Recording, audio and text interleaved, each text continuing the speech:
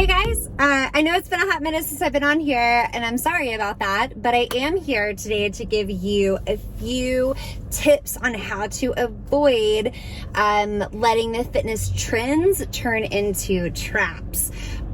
So fitness trends come and go just like fad diets. They don't really have a lot of substance to them. They're shiny and pretty on social media. They use, fitness models and cool music and cool colors and editing of the photos and all that stuff. But there's really not a lot of substance behind it, which is why they're trendy and not actually like a foundation of fitness. So I'm here to give you a few tips on things to think about whenever or the next time that one of these fitness trends kind of catches your eye on Instagram or Facebook or whatever you use. So I guess TikTok would be the thing now. I don't use TikTok. I used it once and I wound up on it for like 3 hours and was like, this is dangerous, and immediately got back off. So that's that. Things like fad diets, even though they come and go, you lose the weight, you get it back afterwards. Sometimes you go a little bit more, but they don't really work. So that's fine, because then you get back to your normal routine, the body balances back out, whatever. However, with fitness trends, it can be a little bit more detrimental. So say if you're not experienced enough at fitness, or you haven't been, working out for a while, you can hurt your body physically. So you put yourself at an added risk of injury. But then the other thing is that it can actually cause detriment to some of your physiological processes, things like your metabolism, messing up your hormones, things like that, things that you don't necessarily see, at least at first, but you definitely see them over time. For instance, take The Biggest Loser. So if you are in your 30s like me or older, I don't know if people in their 20s really know a lot about it, but there was this reality TV show, and it was probably the first fitness related or health related show out there, like reality show. And it took all these contestants, and they went through this extreme weight loss protocol, and they lost all of this weight, and it was awesome, and everyone was stoked about them and tuned in to see their progress every week. However, studies show that years later, now even, their metabolism was just basically shot. So here they are 10, 20 years later, having gone through this program to lose all this weight to hopefully create this life change, and their metabolism never recovered. It basically hit rock bottom because it was shocked during this program and absolutely never recovered. So these contestants have to watch what they're eating and what they're consuming, because it takes so much more work to burn it off, as opposed to like you and I. It never recovered. And so you don't want to do anything that is like pseudo healthy, that is under the disguise of health and fitness, but really is just kind of fucking you over. Excuse my language. So I have a few tips for you to think about whenever you're thinking about these new fitness trends, or even finding something new and different to do in your fitness journey. Step 1. What is your goal? I ask this to every single client and anyone who asks me questions, because there's no black and white to choosing a fitness class or choosing a diet or calorie consumption or anything like that. So what is your goal? Are you looking to gain strength? Are you looking to gain muscle mass, lose fat mass, lose overall weight? Like, what are you looking for? Because if you are trying to lose some weight and just tone up, you're not going to necessarily want to go to like a yoga class, even though yoga is amazing. You're not going to want to go to just a straight up spin class, and there's a whole rabbit hole in why you don't want to just choose cardio. And you don't want to do things like, CrossFit, stuff like that. You'll lose weight, but you'll wind up gaining it and muscle in the long term. So it's not really going to help you achieve what you're looking for necessarily. So knowing what you want is the first step in choosing the next part of your fitness journey. Step 2, Idealistically versus realistically. This is the second question I wind up asking all of my clients whenever we're looking to start an exercise program. There is ideally what you would like to do, and then there's real life. I don't have time to work out 6 days a week for an hour because I got a job and kids or dogs or whatever. So don't commit and pay for a 5 or 6 day a week class whenever you realistically only have like 3 days a week to work out. So realistically, what work are you willing to put in?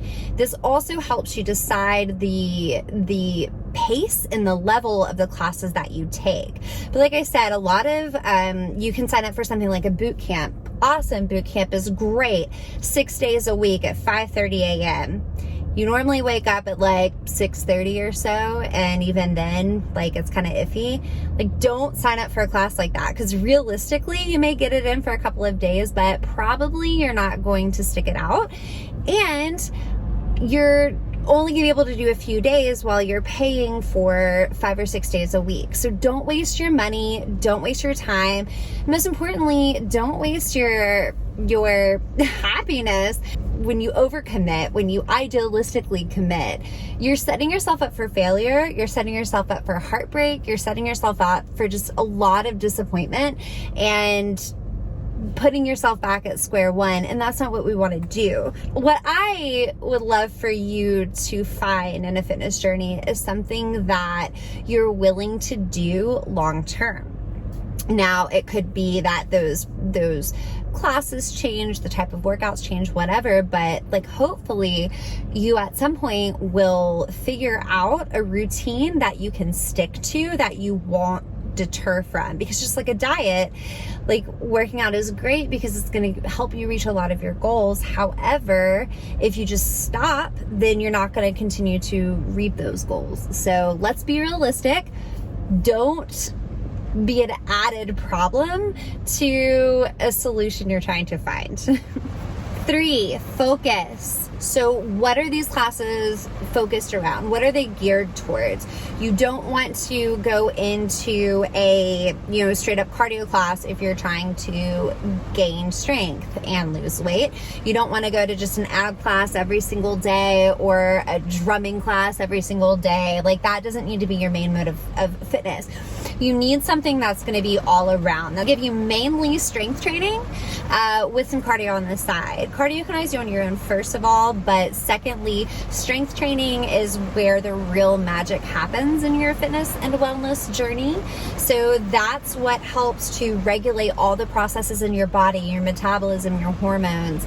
That's what helps to keep the weight off once you get it off. And I know like that you may be thinking, cardio is what burns most calories. However, strength training burns calories up to 24 hours after working out.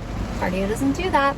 And the more muscle mass you have, the more calories you're burning at rest. So strength training, even though it sucks for a lot of people, you will learn to love it because you feel good on it and you see the results a lot quicker. And you're toned. Cardio kind of just gives you a flat booty, and that's not in style right now. And point 4, experience. Your experience and the instructor's experience. Okay, so let's start on your experience first.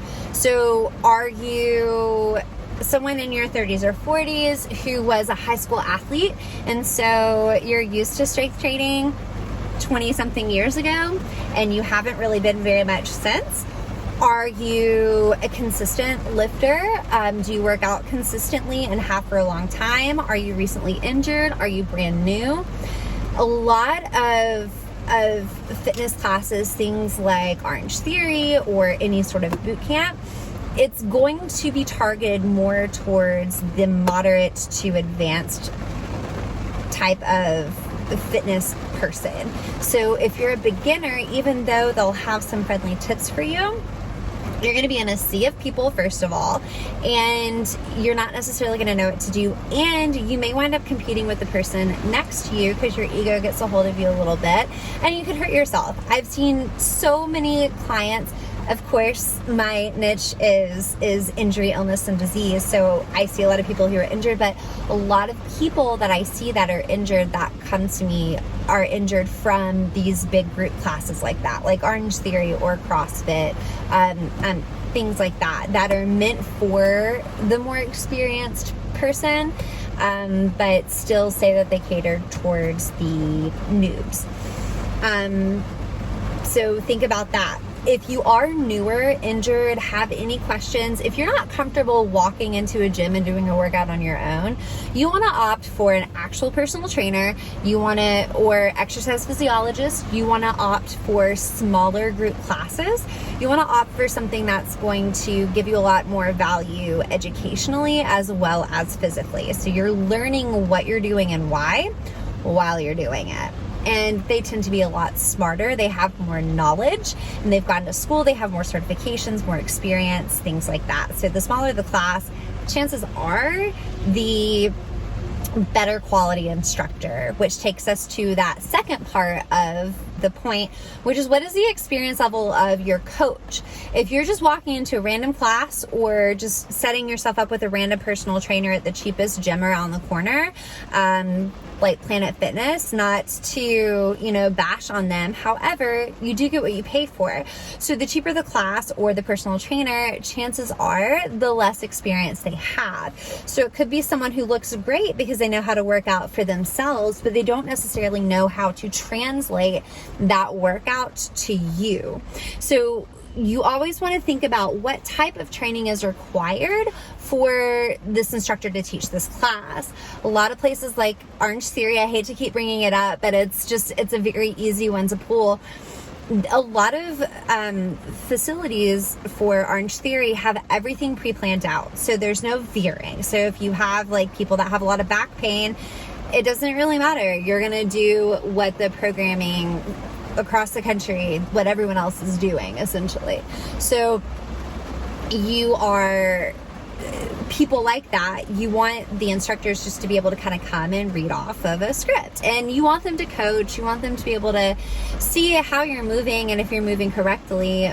But chances are your exercise physiologist or your longtime trainer is not going to be working for $25 an hour to teach a sea of people for programming they didn't even write themselves. I remember when Orange Theory first came around and they asked me to do it, and I looked at the setup of how everything goes, and I was just like, absolutely no way. If I'm not writing it, I don't want my name associated with it. So think about things like that. Personally, if you're interested in working with someone who is very knowledgeable, I happen to know somebody. I do one-on-one training, online training, and it comes with videos, it comes with consistent communication. I look at your movements, I coach you through the movements, and you do get stronger, you do lose weight.